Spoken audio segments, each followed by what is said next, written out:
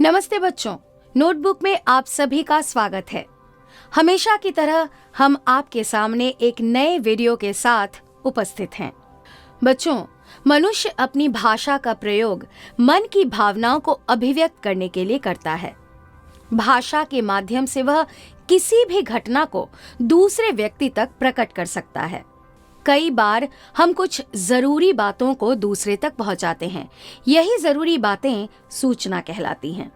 नए से नए समाचार भी हम लोगों तक एक सूचना के माध्यम से ही पहुंचती हैं, पर हम समाचारों को सूचना नहीं कह सकते हैं। तो आज हम बात करेंगे सूचना लेखन के बारे में। सूचना लेखन का अर्थ है कम से कम समय और शब्दों में अधिक से अधिक लोगों तक किसी जानकारी को पहुंचाना।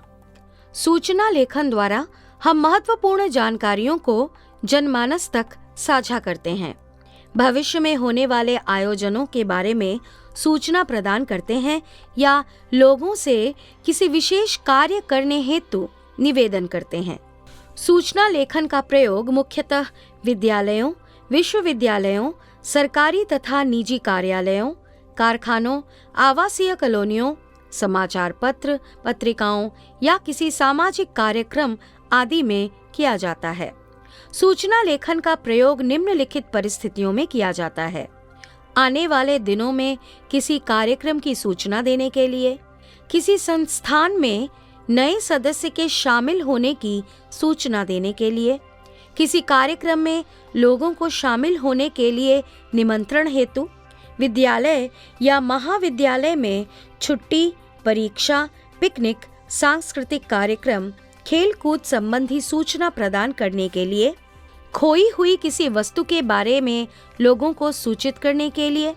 सूचना लेखन द्वारा हम एक साथ कई व्यक्ति को इसमें शामिल कर सकते हैं तथा एक सामूहिक कार्यक्रम को सुचारू ढंग से आयोजित कर सकते हैं।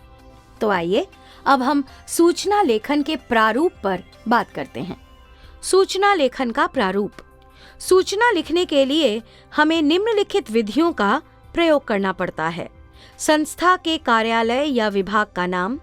सूचना लिखने से पहले हमें सर्वप्रथम संस्था के कार्यालय या विभाग का नाम पहली पंक्ति के बीच में लिखना पड़ता है, जिससे संबंधित सूचना हम लोगों तक पहुंचाते हैं।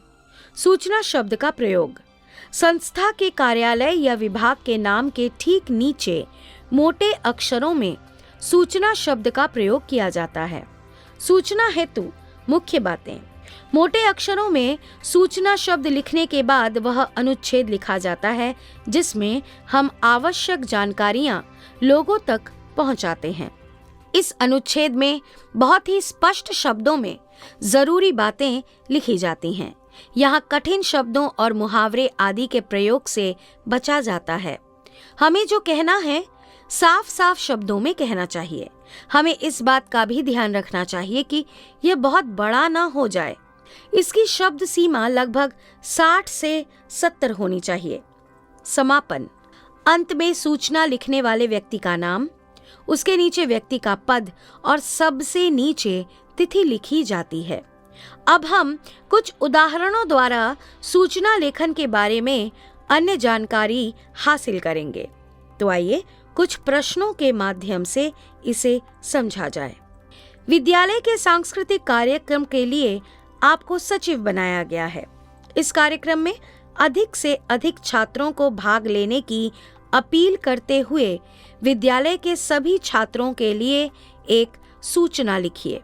Delhi public school, Mathura road, सूचना सांस्कृतिक कार्यक्रम, दिनांक 22/3/2019। विद्यालय के सभी छात्रों को सूचित किया जाता है कि आगामी 15 अप्रैल को हमारे विद्यालय का वार्षिक सांस्कृतिक कार्यक्रम शुरू होने वाला है। अतः इसके विभिन्न कार्यक्रमों में भाग लेने वाले सभी प्रतिभागियों से निवेदन किया जाता है कि वे अपना नामांकन आगामी बुधवार 27 मार्च तक करवा लें। इस कार्यक्रम में अन्य सभी विद्यार्थियों की उपस्थिति अनिवार्य है। राकेश जैन, सचिव, सांस्कृतिक कार्यक्रम। कल छुट्टी से पहले आपका पर्स विद्यालय के प्रांगण में गिर गया था, जिसमें जरूरी कागजात और कुछ रुपए थे। इन्हें लौटाने का निवेदन करते हुए एक सूचना लिखें। The new town school, Kolkata. सूचना, खोया पाया। दिनांक 23/3/2019। विद्यालय के सभी विद्यार्थियों से निवेदन है कि कल विद्यालय प्रांगण में मेरा पर्स गिर गया था, जिसमें मेरा आधार कार्ड, विद्यालय परिचय पत्र तथा 500 रुपए थे। जिस किसी विद्यार्थी को यह पर्स मिला है, कृपया विद्यालय के कार्यालय में या मुझे आकर देने की कृपा करें। मैं आपका अत्यंत आभारी रहूंगा। सतीश जायसवाल, कक्षा 8A, क्रमांक 12। इस प्रकार हम देखते हैं कि किसी भी विद्यालय, महाविद्यालय या अन्य कार्यालयों में सूचना लेखन की महत्वपूर्ण भूमिका है। इसके माध्यम से हम एक समय में कई लोगों तक अपनी सूचना पहुंचा सकते हैं। तो बच्चों, हम उम्मीद करते हैं कि आपने इस पाठ को पूरी तरह से समझ लिया है। हम फिर मिलते हैं एक नए वीडियो के साथ। तब तक के लिए हम विदा लेते हैं।